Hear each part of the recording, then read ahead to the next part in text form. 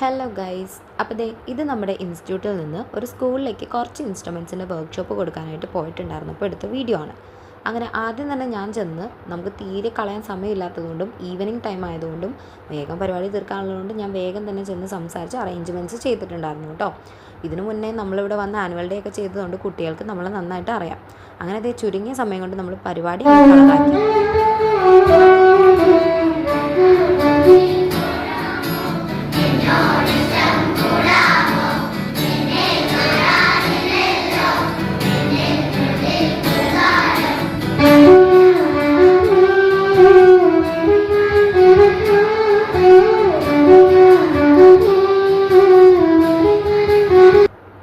അങ്ങനെ വയലിൻ്റെ ഡെമോ കഴിഞ്ഞിട്ട് നമ്മൾ നേരെ മൃദംഗത്തിന് അങ്ങോട്ട് ഇൻട്രൊഡ്യൂസ് ചെയ്തു കേട്ടോ.